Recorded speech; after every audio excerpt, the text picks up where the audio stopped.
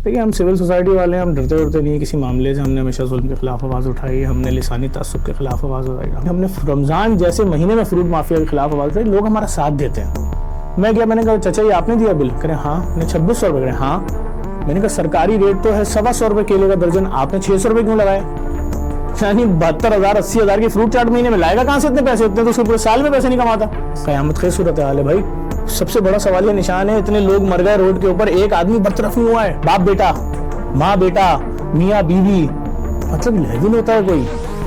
मैं कुछ भी नहीं, मैं देखिए इसी शहर में पैदा हुआ हूँ। मैं उस शहर में पैदा हुआ हूँ जिस शहर की 80% आवाम ने पैदा होने से लेकर मरने तक KFC और मैकडोनल्ड में 300 रुपये वाला बर्गर जाके अपनी फैमिली के साथ नहीं खाया। डंपर के लिए पुल के इस तरफ का कानून कुछ और, डंपर के लिए पुल के उस तरफ का कानून कुछ और, बिजली के पोलों के लिए पुल के उस तरफ का कानून कुछ और, पुल के इस तरफ का कानून कुछ और। वही मैं तो ऐसी ऐसी मैयतों में पहुंचा हूं कि बच्चा था वो एक मलीर में उमर नाम का और एक उसका दोस्त था मोहम्मद। उन दोनों बच्चों को करंट लगा, जब मैं पहुंचा हूं वो उसी तरह थे, उसी आलम में थे जिस आलम में उनको करंट लगा था। 4 घंटे तक कोई उनको निकालने वाला नहीं था। मेरे पास तो वो माँ भी मौजूद है नई कराची की जिसका इकलौता बेटा था, नौकरी का पहला दिन था। वो 11 के करीब से पहुंचा, पोल ने खींच लिया उसको अपनी तरफ। उसकी माँ लाश लेके घूमी है 14 घंटे। मोहम्मद कैफ, हाफिज कुरान बच्चा, बकरीद से 4 दिन पहले, 4 बहनों का इकलौता भाई है, 5 बहनों का। जाए देख लें, मैंने उसकी माँ को खुद देखा, पागल हो चुकी है। जब तक मैंने 6.5 लाख पोलों पे 98 अरब रुपए की अर्थिंग नहीं करा दी, मैं खामोश नहीं हुआ। मुझ पर केसेस बनते गए बनते गए बनते गए, इतनी मोटी फाइल है। इसी गली कोने पे गया, पोल ने खींच लिया, 7 घंटे लाश चिपकी रही उसकी। गलती के इलेक्ट्रिक। फिर हमने बताया मरहलावार कि ये बड़ा खैराती अस्पताल ले रहा है इसके 40,000, उससे बड़ा खैराती अस्पताल इसके ले रहा है 56,000, उससे बड़ा अस्पताल ले रहा है इसके 75,000। भी साथ हाँ हाँ, मैं तो नाम भी ले देता, मुझे कोई प्रॉब्लम थोड़ी है, क्या करेंगे, मैं झूठ थोड़ी बोल रहा। उनकी लिस्टें लगी हुई हैं उनकी वेबसाइटों पे लिख के। लैब वाले देखे ना, एक लैब कैसी बनी होती है पाकिस्तान में। लैब नहीं होती, कलेक्शन पॉइंट होता है, अंदर मशीनें नहीं होती, खूबसूरत सा शीशे का लगा हुआ दरवाजा, AC, खूबसूरत कुर्सी। दिन में 20-25 भी अगर कस्टमर आ जाए तो उनकी दिहाड़ी बन जाती है महीने की 1-1.5 करोड़। जिस दिन बिलावल साहब की नजर पड़ जाएगी शायद फिर काम हो जाएगा। वहाँ तो इस्लामी वाले खाना नहीं खिलाते। कौन नहीं खिलाता, उसका नाम बताएं। मुझसे नफरत की है, लेकिन जिक्र जफर अब्बास का आता है। चीज इनके पेट में दर्द हो रहा है। और ये सिर्फ गाली किसको बकेंगे? ये DC, क्योंकि बहुत इंसाफ पसंद आदमी है। ईदी कहाँ है? तुम यहाँ क्यों आ रहा हो, आप नहीं पकड़ो। मैं तो बहुत पीछे हूँ और मैं तो टेस्ट कर रहा हूँ खाली। जहाँ आमिर लियाकत साहब का नाम, जुनैद जमशेद साहब का नाम, अमजद साबरी साहब का नाम, ये सब रमज़ान की एक रौनक एक शक्ल थे और ये सब लोग नहीं रहे अब, और ये बहुत बड़ी कमी है। और मैं वो आदमी हूँ जिस वक्त आमिर लियाकत साहब का इंतकाल हुआ और उनको सोशल मीडिया पे ट्रोल किया जाना शुरू हुआ तो मैं भाग के उनके घर के दरवाजे पे पहुंचा और मैंने वहाँ खड़े होकर एक बहुत गुस्से में वीडियो बनाई। जनाब ज़फ़र अब्बास साहब, बहुत शुक्रिया हमारे पॉडकास्ट में तशरीफ़ लाने का। बड़ा नाम था शहर में ज़फ़र अब्बास, चंद साल हुए हैं तो नाम हमने बहुत, JDC का नाम बहुत ज़्यादा सुना, बहुत कई हवालों से चीज़ें सामने आई। ख़ास तौर से जब रमज़ान आते हैं तो उस हवाले से भी, या कोई सैलाब हो या कोई ऐसी चीज़ हो तो JDC का नाम अब ज़रूर आता है। तो ये बताइए कि ये सारी चीज़ों का ख्याल ये अचानक कैसे आपको आया? अचानक हुआ या किसी से मुतासिर होकर किया आपने? इन फलाही कामों की तरह रग़बत जो आपकी देखने में आई वो क्यों हुई? किसी से मुतासिर होकर थी क्या? देखें जफर भाई, मैं पैदाइशी रज़ाकार हूँ। ये अभी JDC बनाए हुए तो 15 साल हुआ है, लेकिन उससे पहले KWC के नाम से, खैरुल अमल वर्किंग कमेटी के नाम से हम पूरे कराची में ब्लड कैंप्स लगाते थे और जो अंदरूनी सिंध से मरीज़ आते थे जिन्ना अस्पताल, उनको वहाँ पर अगर खून की ज़रूरत होती थी तो ड्रग यूज़र से ख़रीद रहा है कोई 300 रुपये का, कोई किसी से, तो हम उनको कूपन देते थे, वो सही ब्लड बैंक से आके फ्री में खून ले लेता था बगैर डोनर के। तो हमने ये सब काम किए। फिर हमने 2010 के सैलाब में, मैं मल्टीनेशनल कंपनी का नेशनल सेल्स मैनेजर था, तो हम दोस्तों ने मिलकर पैसे जमा किया, हम गए सैलाब ज़दा इलाके में काम करने। वहाँ हमने कुछ चीज़ें देखी जिसने हमें डरा दिया। वो चीज़ें बड़ी अफसोसनाक थी। हमने कुछ जगहों पे देखा कि जो लोग पानी में डूबे हुए हैं उनके लिए इमदाद आ रही है, लेकिन उनसे पूछा जा रहा है कि जी आप अपना मसलक बताएं पहले, फ़लाँ फ़लाँ फ़लाँ, नहीं इनको नहीं देना, उनको नहीं देना, उनको नहीं देना, अच्छा उनको देते हैं। तो ये सब चीज़ें में बड़ा अफसोस हुआ कि एक तरफ जानवरों, हज़ारों जानवरों की लाशें हैं, लोग पानी के अंदर ही हैं, कोई जगह ही नहीं है, कोई दरख्त पे चढ़ा हुआ है, कोई कुछ 2010 का सैलाब तो आपको याद होगा। बिल्कुल बिल्कुल। उस सूरत हाल में ये कौन सा तरीका था? या फिर एक तरफ जो इमदाद पहुंच रही है वो वडेरों के या जो सरकारी सियासतदान है उनके वताक़ों में जा रही है, लोग जो है वो पिस रहे हैं। तो फिर हमने कहा एक ऐसा इदारा होना चाहिए जिसकी पहली लाइन होनी चाहिए बिला तफरीक, तो फिर बिला तफरीक।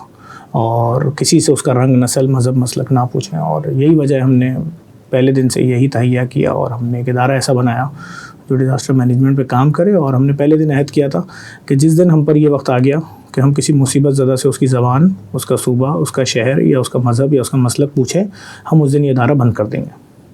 उसी बुनियाद पे लेकर चले और फिर अल्लाह ताला ने साथ दिया। और कोविड में दुनिया की सबसे बड़ी राशन ड्राइव की, रोज़ाना 35,000 बोरे राशन और 4 महीने 10 दिन तक फ्री। हुनैद लखानी साहब की जगह पे अस्पताल 2 साल तक, आर्मी का फील्ड अस्पताल जो था एक्सपो सेंटर, उसका सारा खाना 2.25 साल तक। और फिर पीपी किट्स और ये सब। और फिर सैलाब में 35 लाख बोरे राशन, उसमें 50,000 बैग पाकिस्तान एयरफोर्स के थ्रू, 25,000 बैग पाकिस्तान नेवी के थ्रू, 50,000 सिंध रेंजर्स के थ्रू, 5 लाख खैमे, मच्छरदानियाँ, पुराने कपड़े पाकिस्तान आर्मी के थ्रू, 400 ट्रक रोज़ाना SSU पुलिस के थ्रू। फिर उसके अलावा हज़ारों घरों की तामीर। जिस वक्त पूरी दुनिया में कैंपेन चल रही थी कि सैलाब मुतासरीन का घर जो है 6 लाख में बन रहा है, मैंने प्रेस कॉन्फ्रेंस की, मैंने कहा नहीं भाई, ये तो 27 से 35,000 रुपये में बन रहा है और ये हमने 7,000 घर बना दिए, देख लो।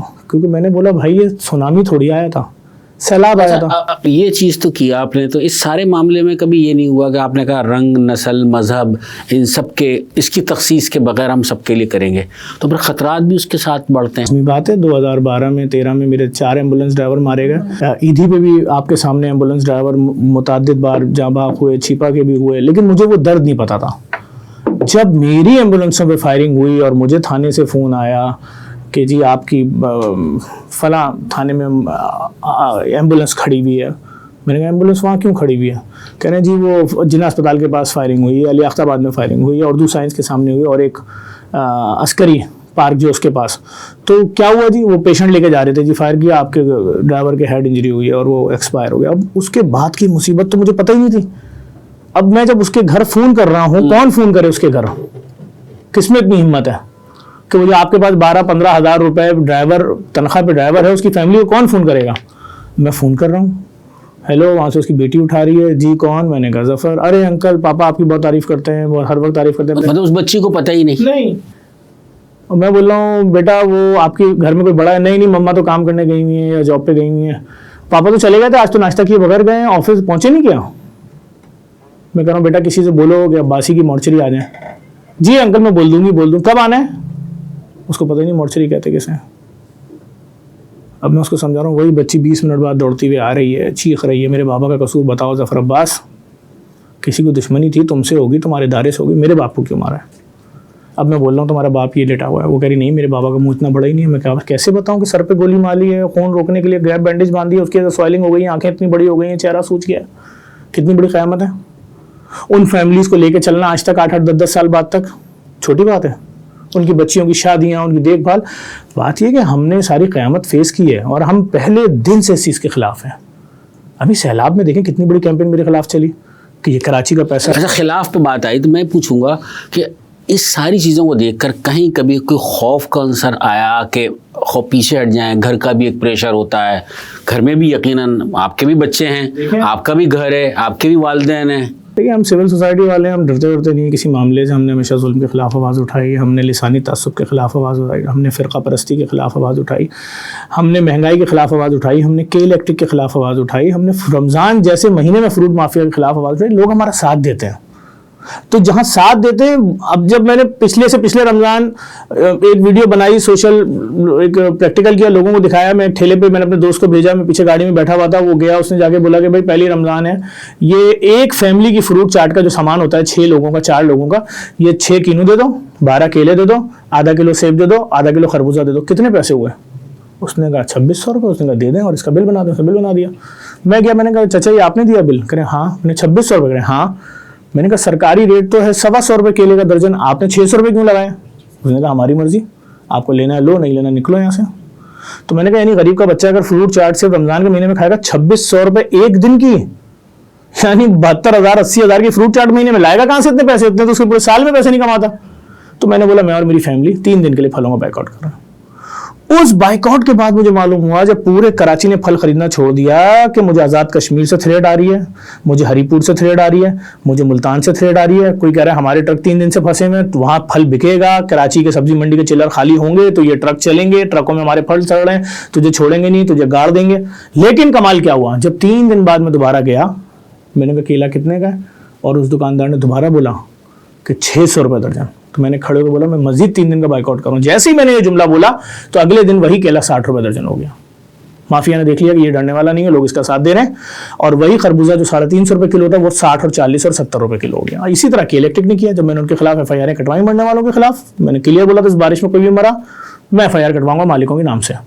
तो उनको 6.5 लाख पोलों पे। लेकिन के इलेक्ट्रिक को तो मेरे ख्याल में हुकूमत भी ठीक नहीं कर पाई, और जो इस तरह के मसाइल सामने आए, जिस तरह 6 लाख पोलों पर अर्थिंग करवा दी मैंने, 6.5 लाख पोलों पर, इनके तकरीबन 98 अरब रुपए। क्योंकि मैंने क्लियर बोला था अगर इस बारिश में पोल ने किसी के बच्चे को खींच के चिपकाया अपने साथ और मारा तो मैं कतलियत में लाश दफन नहीं होने दूंगा। मैंने यही किया। आप देख लें डिफेंस के तीनों लड़के, किसको कौन भूला है, वो तीनों लड़के 4 घंटे तक पहले एक उठ के बैठता था बचाओ, फिर गिरता था, फिर दूसरा उठ के बैठता था, फिर तीसरा, यही होता रहा ना 3-4 घंटे तक।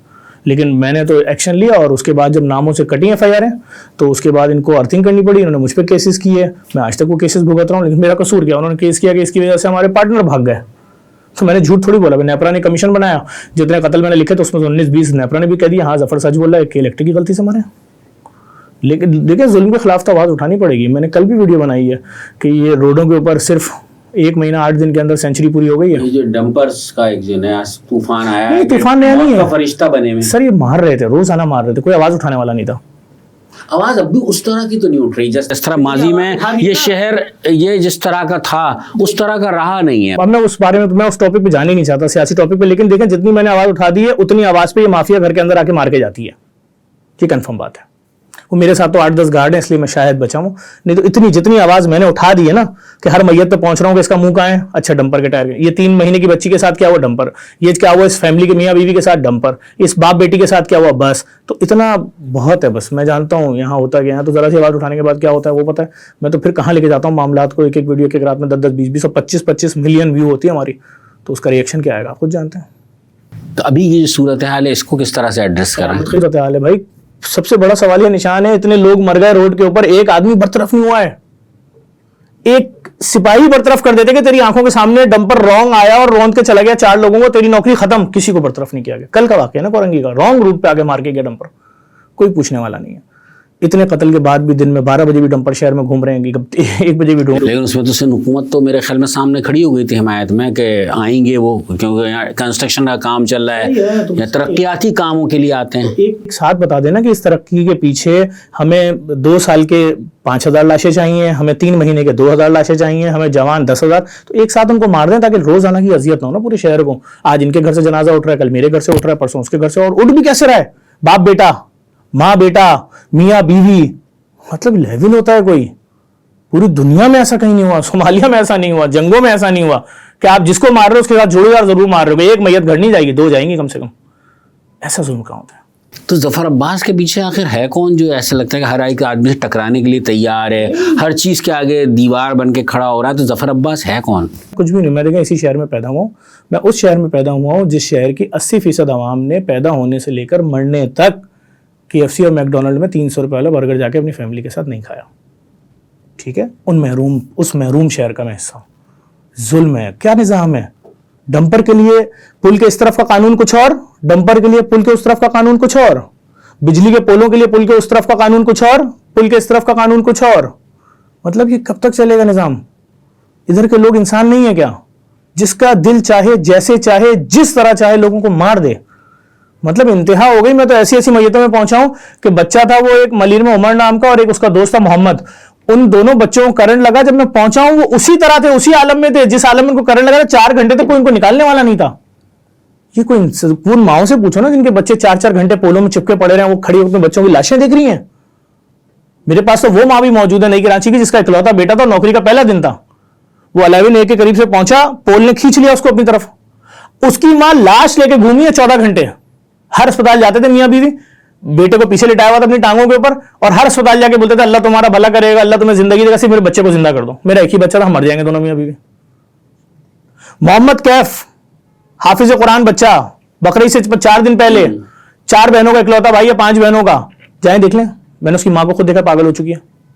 आप जिनके घरों की इकलौती औलादों को मारोगे, आपका काम बिजली देना है, आपका काम करंट लगा लगा के शहर के 80-80 लोगों को हर बारिश में मारना नहीं है।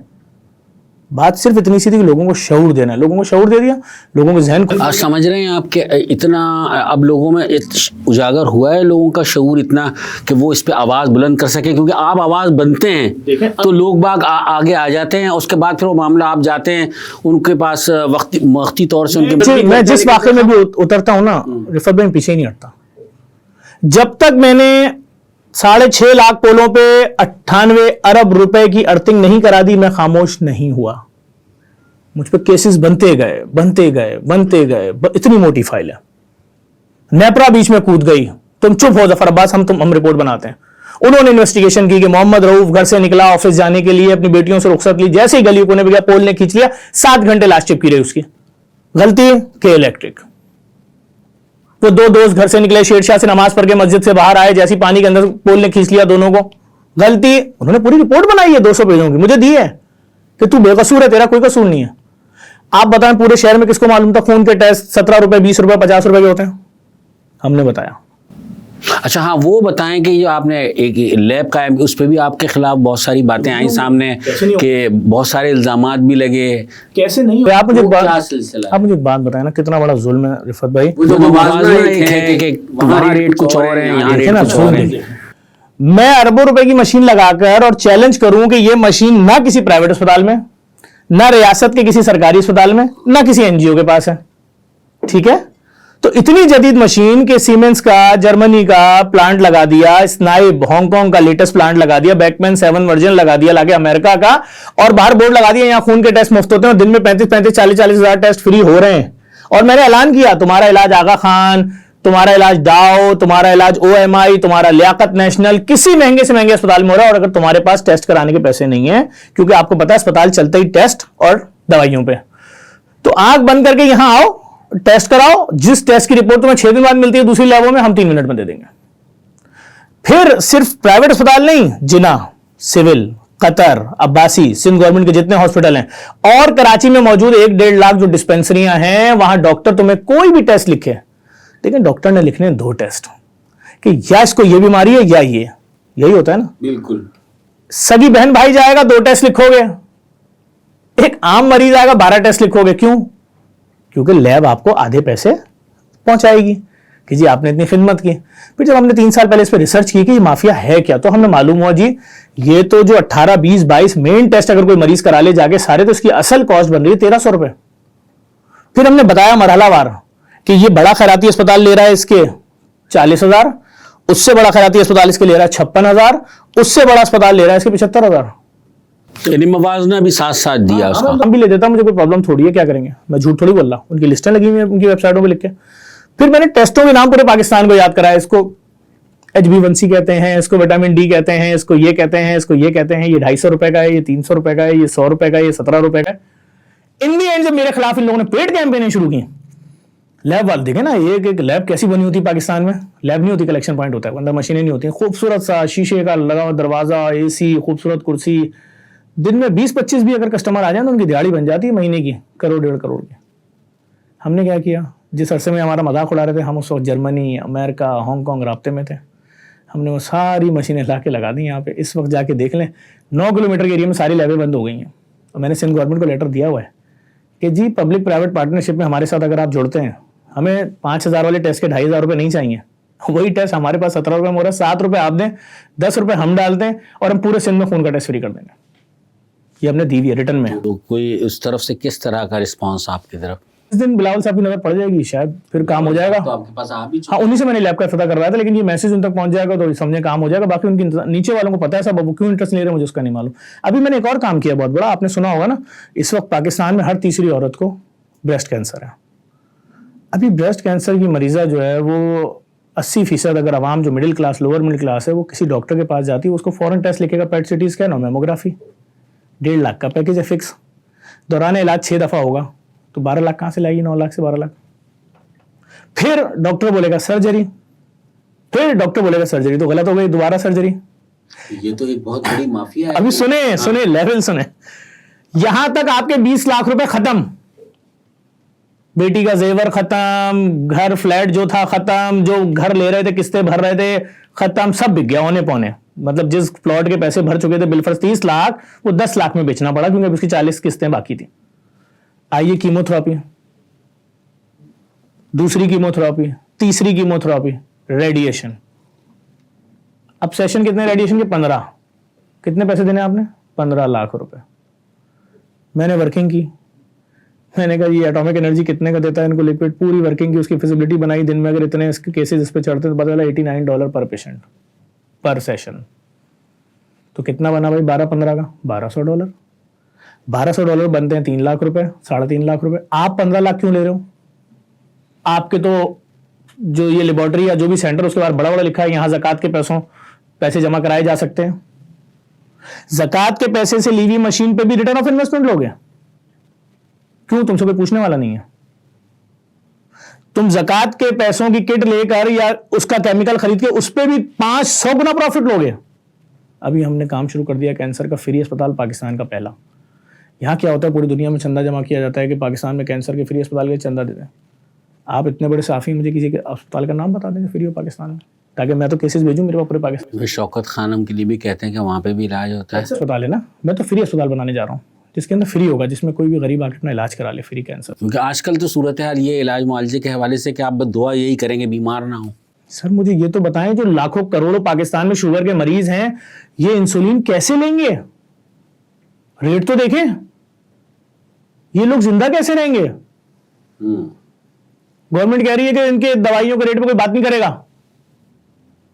तो इन सारी माफिया से लड़ कैसे लेंगे? मैं थोड़ी लड़ रहा, मैं तो भाई आवाज तो उठा सकता हूं, मैं आवाज उठा रहा हूं, मैं खामोश नहीं बैठा। अच्छा, अब एक दूसरी तरफ आते हैं। अब दोबारा रमज़ान की आमद है और महंगाई का एक बड़ा तूफ़ान है, और मेरे ख्याल में इस दफ़ा का रमज़ान तो और ज़्यादा महंगा होगा जो इस तरह की सूरत हाल है और लोगों के लिए। तो आपकी क्या मनसूबाबंदी है, क्या प्लान्स हैं इस वाले रमज़ान को लेकर? हम तो लोगों की ज़िंदगियों से डायरेक्ट जुड़े हुए हैं। हम वो इदारा हैं जो सारा साल लोगों की खिदमत में लगे हुए हैं। पूरा साल फ्री डायलिसिस सेंटर गली गली खोल दिए, यहाँ से सियालकोट तक, मुर्दा खाने, IT सिटी, तो उसमें तकरीबन 10,000 लड़का लड़की यहाँ पढ़ रहा है, 8,000 लाहौर में पढ़ रहा है। उसके अलावा लैब, O लेवल का स्कूल पूरे पाकिस्तान में आज तक किसी ने खोलने की ज़रूरत नहीं की थी। बड़ा जुल्म है, मिडिल क्लास फैमिली का बच्चा पढ़ेगा 6,000 रुपये तनख्वाह वाली टीचर से। हम तो रोज़ाना की बुनियाद पे अटैच हैं। तो रमज़ान भी हमारे लिए वैसे ही है जैसे पिछले 15 सालों से हम देख रहे हैं। लेकिन हमने इस बार रमज़ान में ये किया है कि हम कोशिश ये कर रहे हैं, जो हजरात सहरी कराते हैं उनसे कह रहे हैं, देखें बहुत गरीब लोग आते हैं सहरी करने, बेचारे सफ़ेद पोश लोग होते हैं, तो कम से कम इनको रोज़ाना तहफ़ दिए जाएँ, रोज़गार गिफ्ट दिए जाएँ। किसी दिन सिलाई मशीनें दे दें औरतों को, किसी दिन इनको मोबाइल दे दें, टच मोबाइल के भाई राइडर लग जाए, किसी दिन इनको पुरानी मोटरसाइकिलें दे दें कि भाई किसी फूड डिलीवरी की जॉब में लग जाएँ, राइडर लग जाएँ। किसी दिन इनको जोड़े दे देंगे, ये भी ईद के दिन नया कपड़ा पहने। वो आपको याद होगा एक सहाफ़ी ने खुदकुशी की थी सगीर सेंटर में जी, केस क्या निकला था? उसकी बीवी ने सिर्फ इतना बोल दिया था कि क्या इस ईद पे भी हमारे बच्चे नए कपड़े नहीं पहनेंगे। तो चूंकि हमारे पास खुदा की दी हुई नेमत है, हमें इस चीज़ का दर्द नहीं पता कि एक माँ कितना सोचती है कि पिछले साल भी सारी दुनिया के बच्चों ने नए कपड़े पहने थे, मेरे बच्चों ने नहीं पहने थे। उसने सिर्फ इतना सा सवाल किया अपने शौहर से, उसकी बस हो गई। उसने बच्चों को सुलाया बगैर स्वेटर के। जब मैं घर पहुंचा हूँ लाश लटकी हुई थी, तो वो बच्चे बगैर स्वेटर के सर्दी में ज़मीन पर सो रहे थे और बाप ऊपर लटक रहा था, थक गया था। उसकी बीवी ने बताया कि रोजाना नीचे उतरता है, आपके दस्तरखान से खाना लाता था JDC के। अभी 2 दिन से पेट्रोल की हड़ताल चल रही थी, रक्षा टूटा फूटा किसी ने दिया था, लेकर जाता था पैदल, पेट्रोल भरवाने बंद होता था, वापस आता था। जब रक्षा चलेगा ही नहीं तो खाएंगे क्या? मैंने कहीं ये बात कर दी।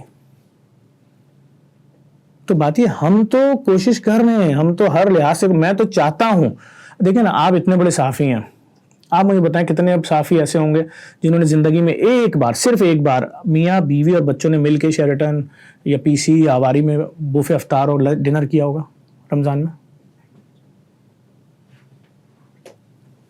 तो क्या ये बाकी साफ़ी और बाकी पाकिस्तानी अवाम सिर्फ इसलिए पैदा हुई है बाहर से देखेगी, ओहो मंदी अफ्तार, ओहो बुफे अफ्तार, स्विमिंग पूल के बराबर में अफ्तार, फलाना? बस मैं आपसे चैलेंज कर रहा हूं, 80% लोग हमारे शहर के आज तक मियाँ बीवी बच्चे एक साथ KFC मैकडोनल्ड नहीं गए। नहीं जाना चाहिए, मैं नहीं कह रहा उधर जाए नहीं जाए, वो अलग एक लड़ाई झगड़ा है, लेकिन कह रहा हूं इस लेवल के भी रेस्टोरेंटों में नहीं गए, खौफजदा हैं। लेकिन आपकी इस बात की मैं थोड़ी सी एक इससे वो करूँगा कि कराची शहर के अगर रेस्टोरेंट देखें, ये देखें, तो आपको हर जगह रश मिलेगा। एक तरफ कुव्वत खरीद लोगों की नहीं है, लेकिन फिर है कि वो भरे हुए हैं, नहीं भरे हुए, कोई जगह खाली नजर नहीं भरे हुए। सबसे पहले मुझे आपको ये देखना पड़ेगा कि इस शहर के साथ जुल्म क्या हो रहा है। मर्दमशुमारी हो रही है, एक दिन फिगर आ रहा है 1.5 करोड़ लोग, अगले दिन लोग शोर करते नहीं नहीं झूठ है झूठ है, 2.5 करोड़ हो जाते हैं, फिर अगले दिन लोग बोलते हैं गलत है 3 ले लो, 3.5 ले लो। असल फिगर नहीं पता आपको क्या है? 6 करोड़ से ऊपर लोग हैं शहर में भाई। किसके घर में मर्दमशुमारी वाले आए और सबको गिन के गए? जो पहली मंजिल से दूसरी तीसरी से बाहर आ गया, उसी एक से पूछा खाली यहां कितने हो, उसके वो बोले मेरे भाई भी रहते हैं, बहन भी रहती हैं, नीचे बस बस बस बस। ये क्या है? जब तक आप इस शहर की असल गिनती सामने नहीं लाओगे, उसके हिसाब से पैसा सामने नहीं लाओगे, उसके हिसाब से फिर थाना, पुलिस, अस्पताल, रोडें, सड़कें, रेस्टोरेंट, फूड, अभी तो कुछ है ही नहीं। 6 करोड़ लोगों की आबादी में आप 2 बाजार दिखा के मुझे तारिक रोड हैदरी बोलते इतना रश? 6 करोड़ फिगर तो देखें, है क्या? तो फिर इसका मतलब ये कि शहर के साथ सबने ही ज्यादती की है। शहर के साथ जो जुल्म हो रहा है उसकी मिसाल नहीं मिलती। मेरा काम था आवाज उठाना रोजाना के डंपर डेली 10 लोगों को रौंद के मार रहे हैं, क्यों किसी को बरतरफ नहीं किया? कोई तो जिम्मेदार होगा, कोई तो जिम्मेदार होगा।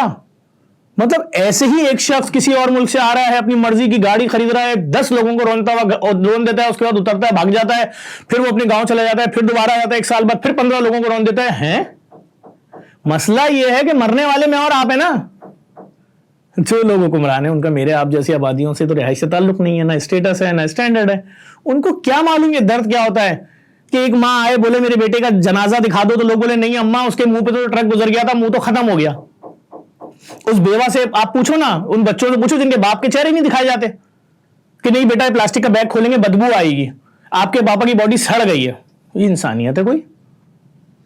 नहीं, वाकई आप ये दुरुस्त कह रहे हैं बात, बड़ा ये तो एक जुल्म है। अच्छा, एक बात हुई कि आप रमज़ान के हवाले से हम बात कर रहे थे, आपका दस्तरखान पे बड़ा मौजूद बहस रहा है। हर दफ़ा कोई आप एक ऐसी चीज़ नई करते हैं जिससे कि फिर ख़बरें भी आती हैं, मौज़ूआत भी बनते हैं। शतरमुर्ग़ आपका बहुत ज़्यादा मशहूर हुआ, उसके हवाले से बड़ी तनकीद भी हुई, फिर जवाब भी आपकी तरफ से आया।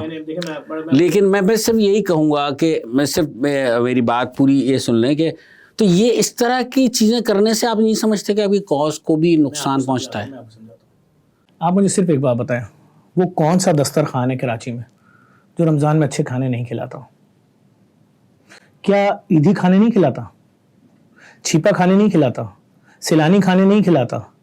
मुकाती साहब जमात इस्लामी वाले खाना नहीं खिलाते? कौन नहीं खिलाता? उसका नाम बताएं।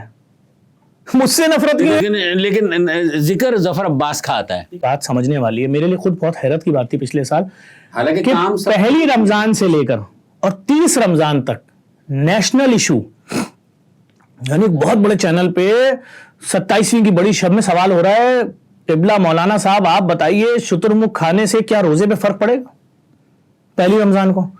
किबला आप बताइए क्या शुतुरमुर्ग खाया जा सकता है? किबला 2 रमजान को पूरे नेशनल मीडिया पे। लेकिन बात यह है कि मैं सिर्फ ये समझता हूं ये मुल्क उस वक्त तरक्की करेगा जब तासुब खत्म होगा। तासुब के लिए जरूरी नहीं है एक मखसूस गेटअप ही हो, तासुब खत्म होना चाहिए, आपको अपनी पोजीशन देखनी चाहिए। तो हम दुनिया के सेकंड लास्ट पर टारगेट किया, आप साफी हैं, आप बताएं खाना मैं अकेला खिलाता हूं? सब खिलाते हैं। हर चौथे दिन वीडियो आती है खाना खिलाने वालों पे लानत, जफर अब्बास पे लानत। ये क्या तरीका है यार? खाना मैं अकेला खिला रहा हूं, मुझे मेरा दीन बोल रहा है भूखे को खाना खिलाओ। मुझे ये डोनर जो है कह रहा है मेरी फैक्ट्री में डेली 200 बकरे कटते हैं सदके के, जफर ये मैं इसकी बिरयानी बनवा के दे रहा हूं, अब मैं वो बिरयानी सदके की अमीरों को खिलाऊं, फकीरों को खिलाऊं, गरीबों को खिलाऊं? आप बताओ। मैं गरीबों को खिला रहा हूं, इनकी दी हुई चीज इनके पेट में दर्द हो रहा है, और ये सिर्फ गाली किसको बकेंगे? जेडीसी को, क्योंकि बहुत इंसाफ पसंद आदमी है, बहुत उसूल पसंद है। जाती तो देखें आप, खाली मुझे आप वो इदारा तो दिखाएं जिसने 35 लाख बोरे राशन बांटा सैलाब में। पीसीबी ऑडिट कराता हूं मैं, आओ चेक कर लो। ऑडिट होता है जेडीसी का? नहीं, एक ऑडिट नहीं हुआ। पीसीबी रियासत पाकिस्तान का जो इदारा है ना, उसकी फीस भरता हूं, 1 मिलियन 2 मिलियन 4 मिलियन जितनी है।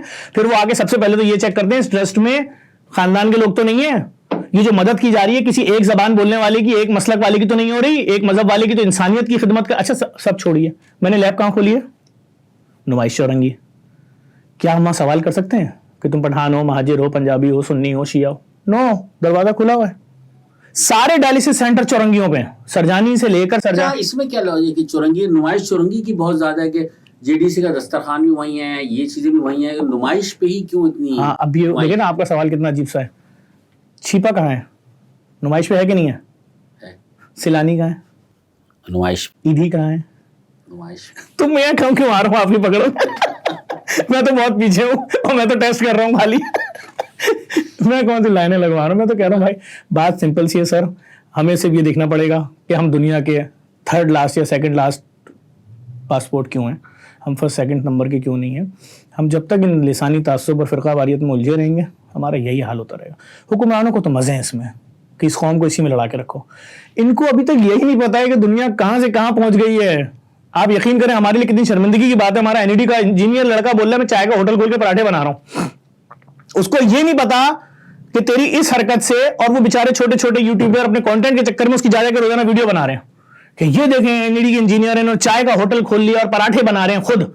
उनको ये नहीं पता तुम्हारी इस हरकत से जो बच्चा भी 9th और 10th में है उसके दिमाग पे असर क्या पड़ेगा कि मैं जो इतना पढ़ रहा हूं मेरा स्कोप ये है कि मैंने जाके रोड के ऊपर एक ठेले के। तो आप समझते हैं कि इस शहर में रहने वाले जो आला तालीमी याफ्ता लोग हैं उन्हें मुलाजमतों में मुश्किलात हैं इसकी वजह से इस जाने। आपने जब एक रूल बना दिया कि इस शहर में पैदा होने वाले किसी शख्स को भी सरकारी नौकरी देंगे ही नहीं, इनको उन सीटों पे बैठाएंगे नहीं जहां इस शहर के फैसले होने हैं, इनको आगे आने ही नहीं देंगे, तो फिर इस शहर के साथ जो होना तो हो रहा है ना।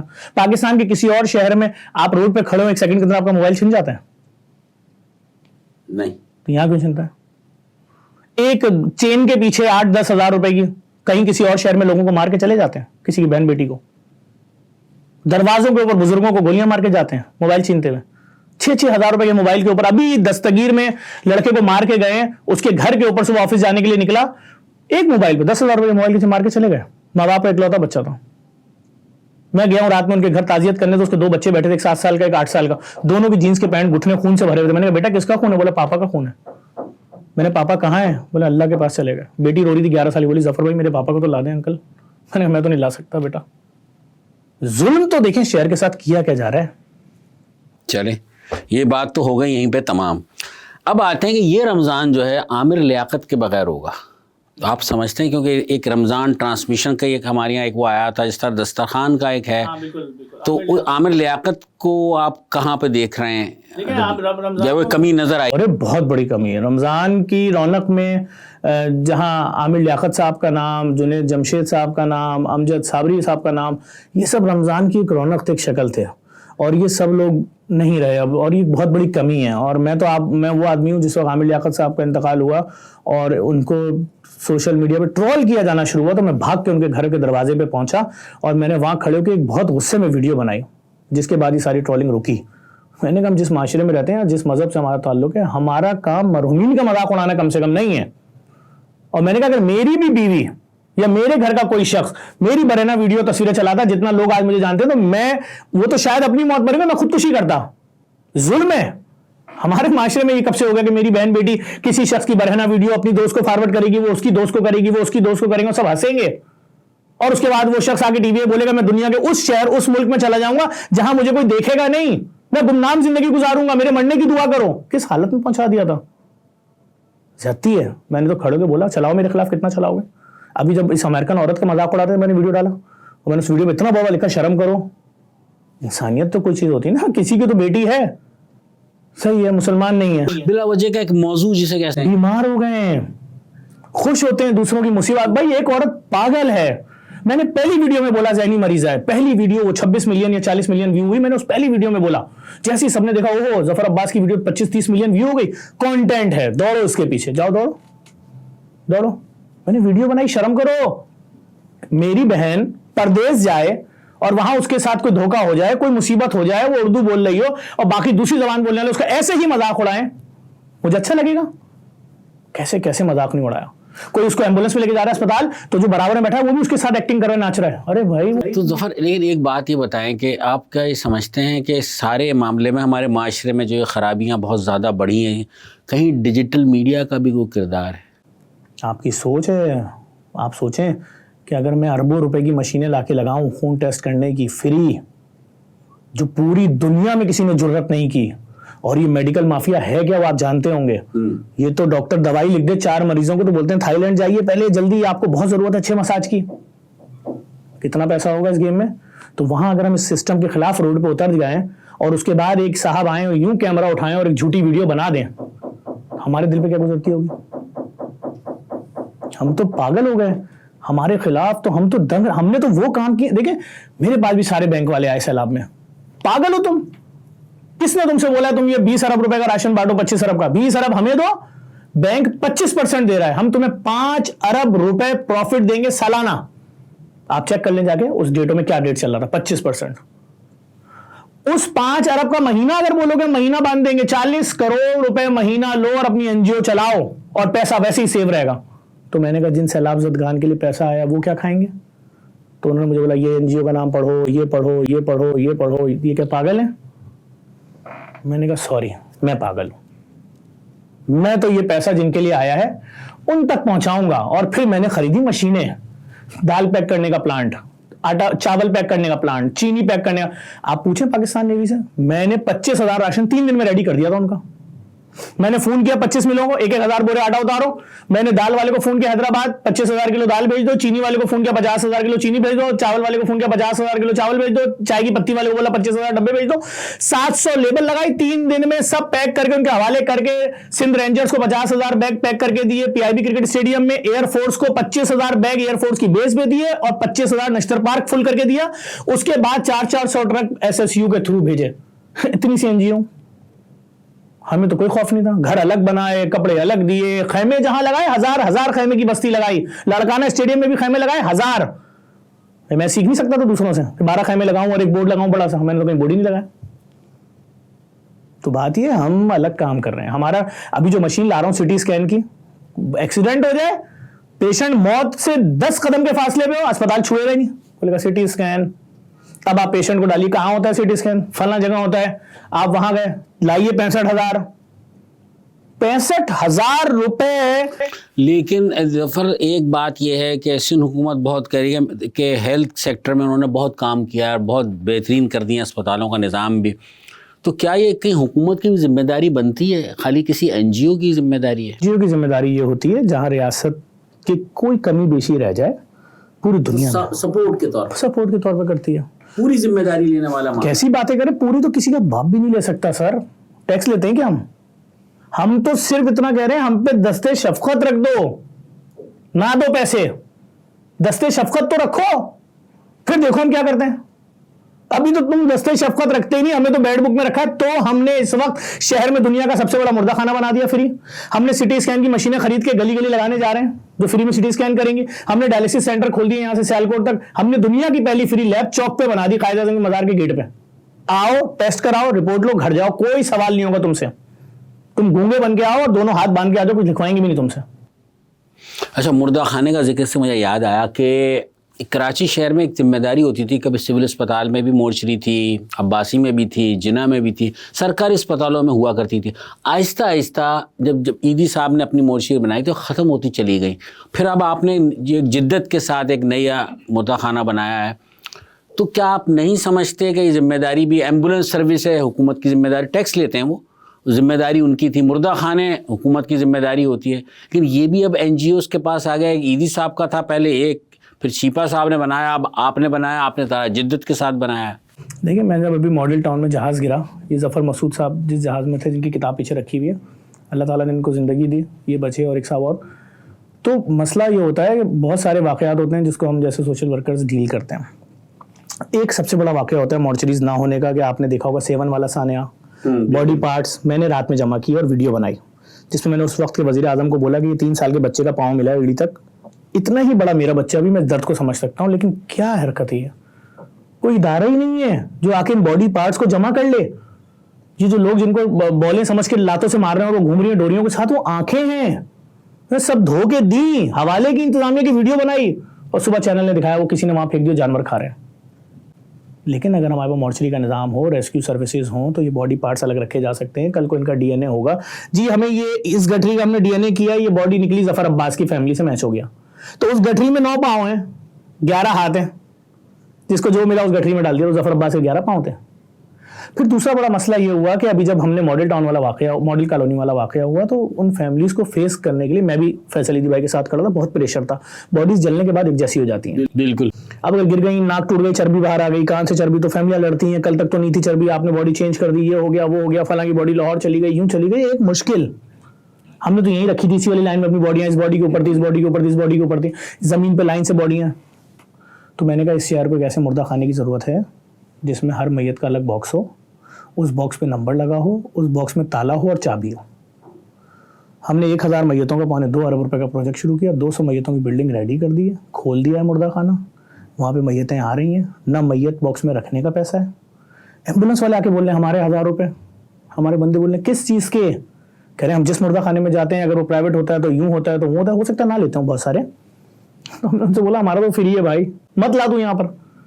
हम ना मैयत रखने का पैसा ले रहे हैं, ना गुस्ल का ले रहे हैं, ना कफन का ले रहे हैं, ना संदल का ले रहे हैं, ना काफूर का ले रहे हैं, ना मैयत बस का ले रहे हैं, ना कब्रिस्तान का ले रहे हैं, ना कोफिन बॉक्स का ले रहे हैं। तो हम तुझे क्या दें? खर्चा है ये 1 लाख रुपए का, 5 से 10 हज़ार रुपए। आसान नहीं है। अरे मैयत आप रिलीज कराने तो जाइए। अभी मैंने वीडियो डाली अपने पेज के ऊपर, 2-3-4 महीने हुए होंगे, मैं अपनी लैब के बाहर खड़ा था तो एक खातून आई, बूढ़ी सी, बुरखा किया हुआ था, जैसे पुराने बुरखे नहीं होते थे जो ऐसे करके होते थे, तो उन्होंने बुरखा किया हुआ था, उनके साथ 2 बेटियां थी उनकी, होंगी 20-22 साल की। कहने की बेटा मैं आपको सुबह से इंतजार करी थी। अच्छा मैं इत्तफाक से चला गया वहाँ वीडियो बनाने के लिए लैब की, रश देखे पूरा शहर के कितना रश है इस लैब पे, सपोर्ट करो, ज़कात दो, इमदाद दो, हम बोर्ड बनवा रहे थे। तो उन आंटी ने बोला कि मेरे शौहर जेल चौरंगी के पास सिक्योरिटी गार्ड थे, तो उनको कोई बीमारी हुई, हम अस्पताल लेकर गए, अस्पताल वालों ने बोला 5 लाख रुपए लगेंगे। तो मैंने दोनों बच्चियों का जेवर जो रखा हुआ था बेच के उनको बोला ये ले 5 लाख, मेरा शौहर तो बच जाए। तो वो इलाज पहुंच गया 14 लाख तक। मैं डर गई कि मेरे शौहर तो मुझे छोड़ेंगे नहीं, मेरे पास पैसे ही नहीं है, वो बोलेंगे लाए क्यों, मरने देते हैं। तो मैंने अपने घर के 80 गज की फाइल लाके इनको रखवाई, इन्होंने बोला फाइल दे दो तुम्हारा शौहर। कदर सफा की। अरे एंड तो सुनिए, उन्होंने बोला यहां तक तुम्हारे शौहर का इलाज कंप्लीट हो गया और उसके 5 दिन बाद शौहर मर गए। तो मैंने कहा मैयत, उन्होंने कहा मजीद 5 लाख बढ़ गए। तो मैं अपनी बहन की फाइल थोड़े अरसे के लिए मांग के लाई, फ्लैट की वो दी, तो 2 फाइलें फंसी हैं और लाश ली है उनसे अपने शौहर की। 9 लाख रुपए कैश दे चुकी थी उस वक्त खातून, 5 लाख के अलावा। तो मेरे ख्याल में कराची शहर के एक प्राइवेट अस्पताल में भी यही हुआ। हर जगह हो रहा है, हर जगह हो रहा है। आप पूछें तो लोगों से, तुम्हारी माँ वेंट से उतरी मर गई, मरे हुए लोगों को 8-8 दिन रखते हैं वेंट पे, 9-9 दिन क्यों? 1.5 लाख की दिहाड़ी लगा रहे हैं। अभी वेंटिलेटर टावर बना रहा हूँ, दुबई से वेंटिलेटर आए, अंबार लगा हुआ है मेरे पास नए, बिल्कुल नए वेंटिलेटर टावर है। जिस मरीज को भी वेंट पे जाएगा, ये लो मशीन, 1200 के 2 टेक्नीशियन दे देना पर डे, ले जाओ, जाओ दे दो। मैं तो इनका जीना आराम कर दूंगा इस माफिया का। अगर जिंदा रहा, नहीं रहा तो मेरी टीम करेगी काम। आप सोचें तो सिटी स्कैन 65,000 का कर रहे हैं।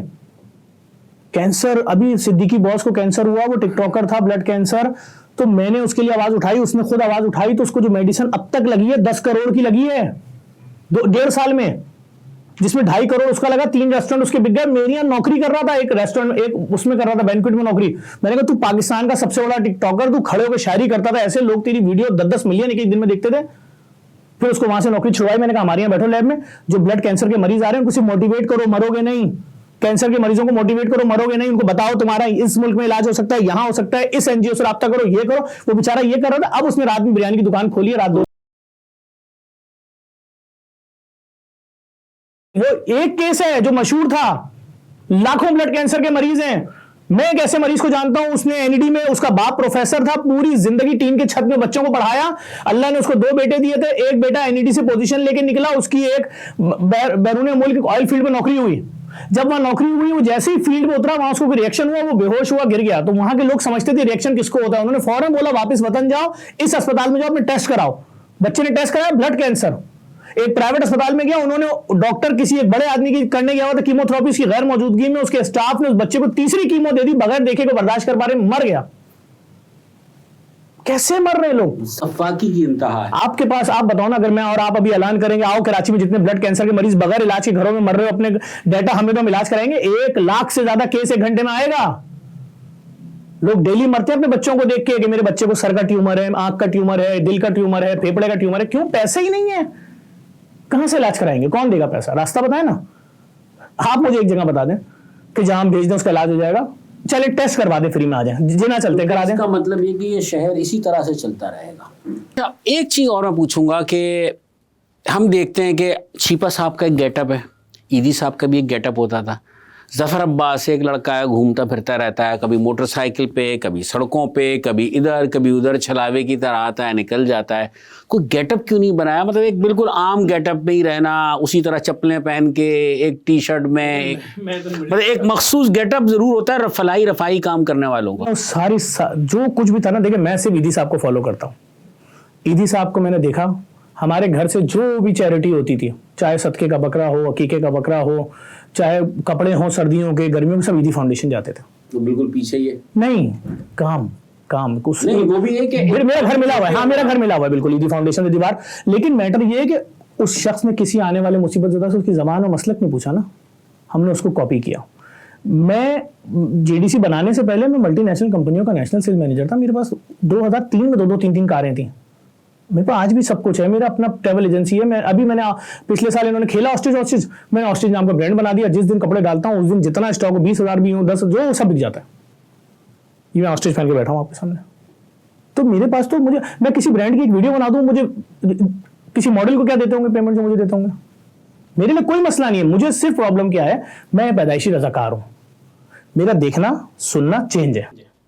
क्योंकि ज़फ़र ने अपना वज़ा कता तब्दील नहीं की, रिहाइश तब्दील नहीं, वरना होता है कि पैसे ये चीज़ें आती हैं, सबसे पहले लोग घर तब्दील करते हैं। पैसा बहुत पहले से है। मैं अगर इस आबादी से निकल जाऊंगा तो मुझे मार देंगे। मैं कम्युनिटी बेस्ड एरिया में रहता हूँ, जहाँ सोसाइटी है, जहाँ बैरियर लगे हुए, नहीं तो बाहर आऊंगा मार देंगे मुझे माफियाज। मैं अभी मुझे अली शेखानी ने 40 करोड़ रुपए का भी, वो आज जाने से 6 दिन पहले जेडीसी आए तो 3-4 कार्टन आईफोन लेकर आए, 16 प्रो मैक्स पीटी अप्रूव लिखा हुआ था। उन्होंने कहा जेडीसी के जितने वॉलंटियर सबको दो, और ये मैं ज़फ़र तुम्हारे लिए छोटा सा। उन्होंने मुझे 2 दिन पहले एक बंगला दिखाया था डिफेंस में। मैंने बोला अली भाई इतना बड़ा बंगला आप अकेले क्या करोगे रह गए यहाँ पे? कोई ऐसा लो जो 500,000 गज का हो। तो उन्होंने कहा नहीं यार, आलीशान चीज़ चाहिए, वेल फर्निश्ड। उसकी फाइल लाए, बोले तुम्हारे लिए लिया था।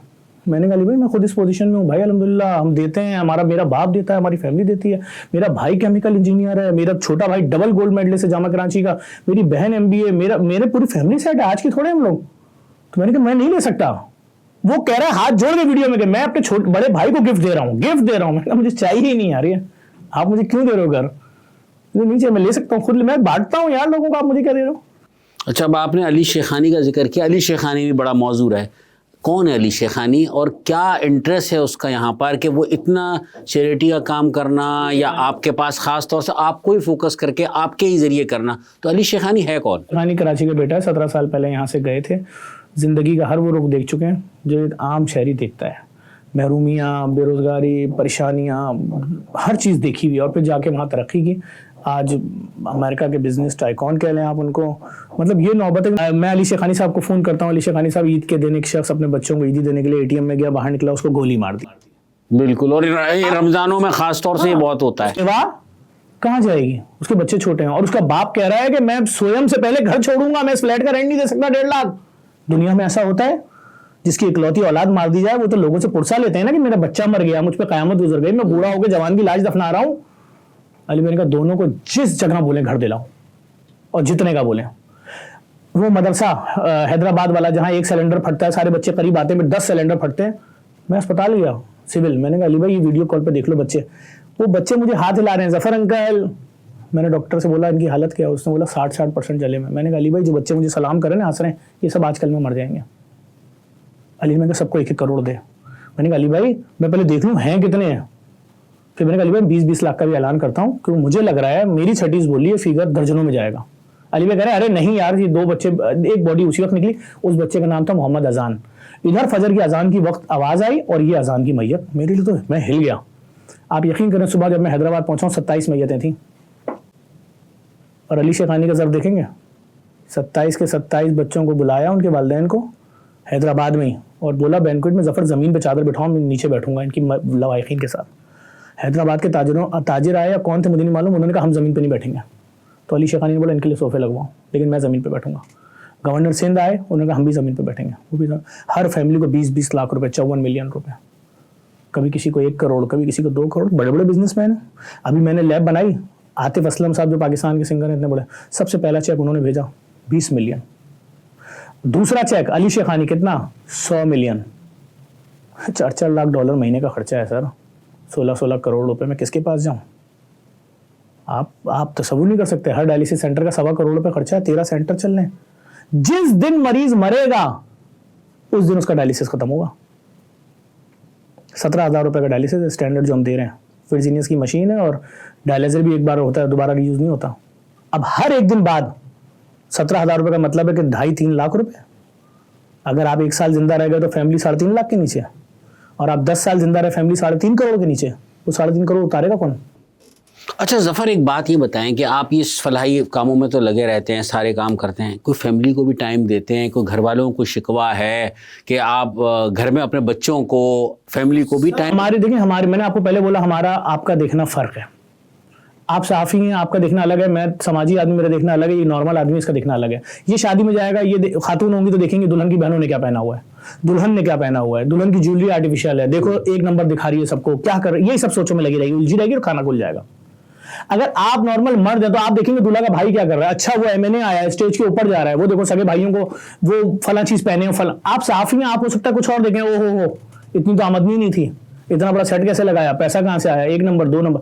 हम समाजी आदमी हैं, हम उसी वक्त मर जाते हैं जब हम किसी शादी हॉल में जाते हैं। छोटे कद का आदमी, जिसको हम लोग, कोई इनको बोना बोलता है, कोई पस्त कद बोलता है, वो दरवाजा खोलता है बड़ा सा ताज पहन के, उसकी कमर में दर्द होता है, वो बेचारा उठता है, खोल रहा है, क्यों? उसको शो पीस के तौर पे इस्तेमाल किया जा रहा है। या हम किसी बैंक्वेट में जा रहे हैं, एक बहुत ही बूढ़ा सा आदमी गेट पे खड़ा है, वो खड़ा होता है, दरवाजा खोलता है, हम वो देख रहे होते हैं। हम ये देख रहे होते हैं कि सगी बहन को दुल्हन की माँ ने, यानी दुल्हन की खाला को, चूंकि उसके साथ एक डिसेबल बच्ची है, स्टेज से बहुत दूर बैठाया हुआ है कि इसको लेकर स्टेज पे नहीं आना, हमारा इमेज तबाह हो जाएगा कि दुल्हन की कज़न पागल है।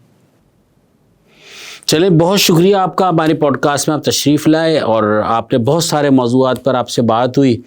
ज़फ़र, बहुत बहुत शुक्रिया हमारे पॉडकास्ट में आने का, और वाकई तुम ज़बरदस्त काम कर रहे हो, और जो हकीकी अवामी मसाइल हैं और जो ख़ास तौर से शहर के मसाइल हैं उनको एड्रेस करके तुमने जो एक शानदार कारनामा अंजाम दिया है, हमें तुम पे फ़ख्र है। हमारे चैनल को लाइक करें, सब्सक्राइब करें और हमारे साथ जुड़े रहें। Cure Pakistan, live long Pakistan.